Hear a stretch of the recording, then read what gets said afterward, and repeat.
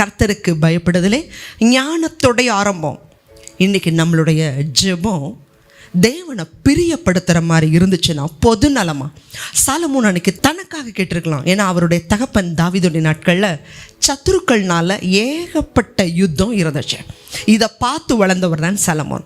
இவர் ராஜாவா வரும்போது ஆண்டவர்கிட்ட கேட்டிருக்கலாம், ஆண்டவர் ஏன் ராஜ்யத்தில் எங்கள் அப்பா காலம் மாதிரி யுத்தம் இருக்கக்கூடாது, சத்துருக்களுடைய பிராணனை எனக்கு கொடுங்க கேட்டிருக்கலாம். ஐஸ்வர்யத்தை கேட்டிருக்கலாம், கனத்தை கேட்டிருக்கலாம். சாலமோனுடைய ஜெபம் தேவனுக்கு பிரியமாக இருந்துச்சு. தேவஜனமே, இன்னைக்கு உங்களுடைய ஜெபம் தேவனுக்கு பிரியமாக மாறும் பொழுது தேவன் அளவில்லாத ஞானத்தை, விவேகத்தை, மனோ விருத்தியத்தை, சாமர்த்தியத்தை நிச்சயமாகவே கொடுப்பார்.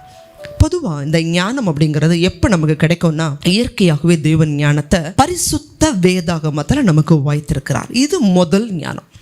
ரெண்டாவது, கர்த்தருக்கு பயப்படுகிற பயம் ஞானத்தை கொடுக்கும். இது ரெண்டாவது ஞானம். மூன்றாவது, பரிசுத்த ஆவியினால நமக்கு இது வரமாக கொடுக்கப்படுகிறது. இந்த தேவ ஞானத்தினால சகல வித காரியங்களையும் நம்ம தேவன்கிட்ட கேட்டு பெற்றுக்கொள்ள முடியும். நீங்க பெற்றிருக்கிற அபிஷேகம் உங்களுக்குள்ள நிலைச்சிருக்கு.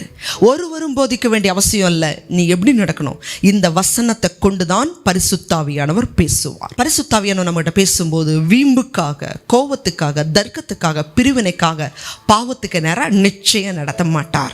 பரிசுத்தாவியானவருடைய அபிஷேகம் நமக்குள்ள இருந்து போதிக்கும் போது இந்த சத்திய வேத வசனத்துக்கு நேரா, பரிசுத்தத்துக்கு நேரா, தேவனுடைய நீதிக்கு நேரா நடத்துவார்.